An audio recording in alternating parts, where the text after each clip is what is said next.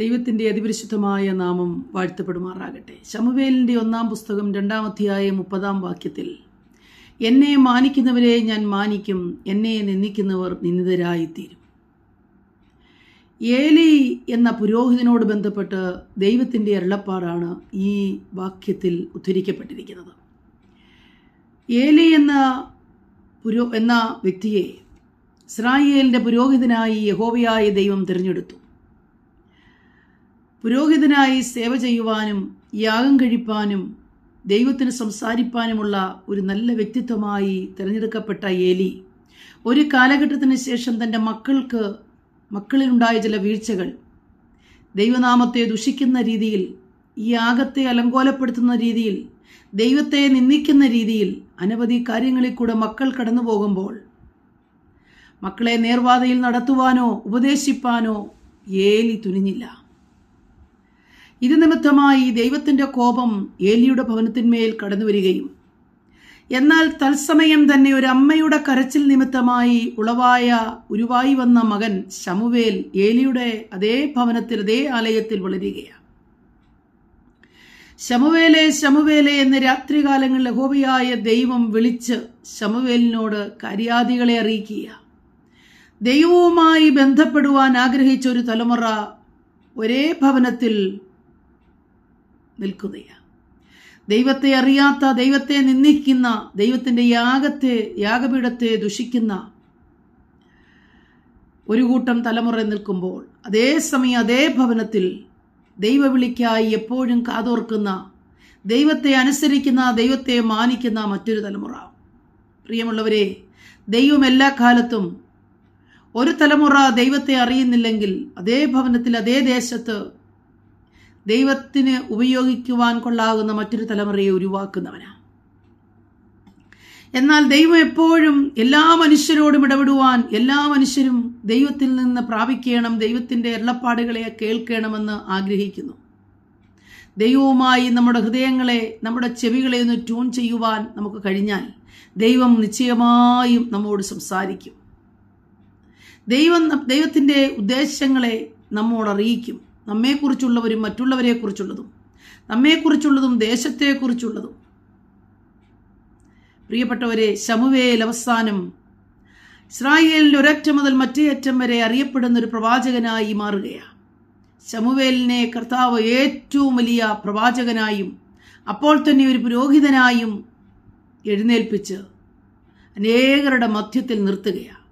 തത്സമയം ദൈവത്തെ അനുസരിക്കാത്ത ഏലിയുടെ മക്കൾ തകർന്നുപോയി എന്ന് നമുക്ക് മനസ്സിലാക്കാൻ കഴിയുന്നു. എന്താണ് ഇതിൽ അർത്ഥമാകുന്നത്?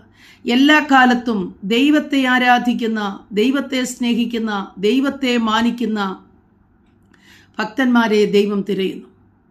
ദൈവീയ കൽപ്പനകളെ പ്രമാണിച്ച് ദൈവശബ്ദത്തിനു വേണ്ടി കാതോർക്കുന്ന ഏതൊരു വ്യക്തിയെയും ദൈവം ഉപയോഗിക്കുന്നു. ഒരു കാലഘട്ടത്തിൽ ദൈവം യിരെമ്യാവിനെ ഉപയോഗിച്ചു.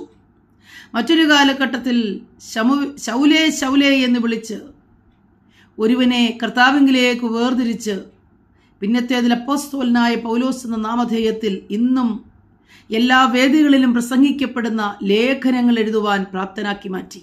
ദൈവം ഇടപെടുന്ന, ദൈവം ഉപയോഗിക്കുന്ന ഒരു വ്യക്തിയായി പൗലോസ് മാറുകയാണ്. പ്രിയപ്പെട്ടവരെ, വിളിക്ക് കാതോർക്കുകയും വിളിയെ അംഗീകരിക്കുകയും ദൈവശബ്ദത്തിനായി കീഴടങ്ങി കൊടുക്കുകയും ചെയ്യുന്ന ഏതൊരുവനെയും ദൈവം ഉപയോഗിക്കും. യിരെമ്യാവേ എന്ന് വിളിച്ച് ചില ദൗത്യമേൽപ്പിച്ചു. വിശ്വസ്തയോടെ യിരെമ്യാവ് അത് ചെയ്തു. പ്രതികൂലങ്ങളും കഷ്ടങ്ങളും അനവധി സഹിക്കേണ്ടി വന്നെങ്കിലും ദൈവീക അരുളപ്പാടുകൾക്ക് മുൻതൂക്കം കൊടുത്തതുകൊണ്ട് യിരെമ്യാവ് ഇസ്രായേലിലെ അറിയപ്പെട്ട പ്രവാചകനായി, ഇസ്രായേലിനെ പാപത്തിൽ നിന്ന് പുറത്തുകൊണ്ടുവരുന്നൊരു പ്രവാചകനായി ദൈവം ഉപയോഗിപ്പാനിടയായി തീർന്നു. ഇന്ന് രാവിലെ സമയം ദൈവത്തിൻ്റെ ആത്മാവ് ഓർപ്പിക്കുന്നത്, പ്രതികൂലങ്ങളും പ്രതിസന്ധികളും ഒരു സൈഡിലുണ്ട്. എന്നാൽ ദൈവശബ്ദത്തിന് കാതോർക്കുന്നുവെങ്കിൽ ദൈവം നിശ്ചയമായും നിങ്ങളെ ഏറ്റവും ശ്രേഷ്ഠമായ ഒരു അനുഭവത്തിൽ നടത്തി, ഒരു ഉന്നത പദവിയിൽ നമ്മെ മാനിച്ച് കർത്താവിൻ്റെ വേലയിൽ വർദ്ധിക്കുവാനും ദൈവശബ്ദം കേട്ട് അനേകരിലേക്ക് പകർന്നു കൊടുക്കുവാനും ദൈവം നമ്മെ ഉപയോഗിക്കും. അങ്ങനെ ഉപയോഗിച്ച പ്രവാചകന്മാരും അഭിഷിക്തന്മാരും അനവധി നമുക്ക് ദൈവവചനത്തിൽ കാണുവാൻ കഴിയുന്നു. കഴിഞ്ഞ കാലഘട്ടങ്ങളിൽ നമ്മുടെ പിതാക്കന്മാരെ ദൈവം അങ്ങനെ ഉപയോഗിച്ചു. അതുകൊണ്ട് നിരാശപ്പെട്ടു നിൽക്കുന്ന പ്രിയപ്പെട്ടവരോട് ഇന്ന് രാവിലെ സമയം ദൈവത്തിൻ്റെ ആത്മാവിന് പറയുവാനുള്ളതൊരു ശമൂവേലിനെ പോലെ ദൈവശബ്ദത്തിനായി കാതോർക്കുക. ശമൂവേലേ ശമൂവേലേ എന്ന് വിളിക്കുമ്പോൾ അടിയനോട് സംസാരിക്കണമേ എന്ന് താഴ്ത്തിക്കൊടുക്കുന്ന ശമൂവേൽ ഇതാ ദൈവശബ്ദം കേൾക്കുകയാണ്. ഒരു കൂട്ടം തകർന്നു പോകുന്ന ജനത്തെക്കുറിച്ചുള്ള അരുളപ്പാടാണ് ശമൂവേലിന് ആദ്യം ലഭിക്കുന്നത്. തകർന്നുപോയ കുടുംബങ്ങളെക്കുറിച്ച്, തകർന്നു പോകുന്ന ദേശങ്ങളെക്കുറിച്ച്, തകർന്നു പോകുന്ന പുരോഹിതന്മാരെ, അവരുടെ മക്കളെക്കുറിച്ചുള്ള അരുളപ്പാടുകൾ. രാവിലെ സമയം ദൈവാത്മാവ് പറയുന്നു, ഇങ്ങനെ ചിലരെ ഉപയോഗിക്കുവാൻ ദൈവത്തിന് പദ്ധതിയുണ്ട്. തകർന്നുപോയ ഒരു കൂട്ടം ജീവിതങ്ങളെ ദൈവത്തിങ്കിലേക്ക് മടക്കിക്കൊണ്ടുവരുവാൻ, കർത്താവിന് പ്രയോജനമുള്ളവരായി തീരുവാൻ തക്കവണ്ണം മറ്റാർക്കും കഴിയാത്ത ചില ശുശ്രൂഷകൾ ചെയ്യിപ്പിക്കുവാൻ ദൈവം ചിലരെ തിരഞ്ഞെടുക്കുകയാണ്.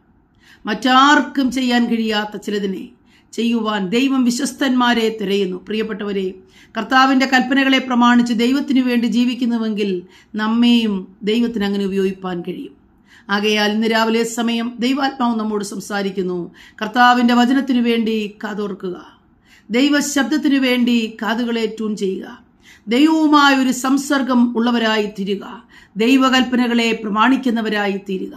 നിശ്ചയമായും ദൈവം നമ്മെ ഏറ്റവും ധന്യമായ ഒരു കൃപയിലേക്ക് നടത്താൻ പോകും. ഇത് അന്ത്യകാലമാകയാൽ, വേലക്കാർ ചുരുക്കമായിരിക്കുന്നൊരു കാലഘട്ടമാകയാൽ അനേകമായ ദൈവപ്രവൃത്തിക്കായി ദൈവം ആളുകളെ തിരയുകയാണ്.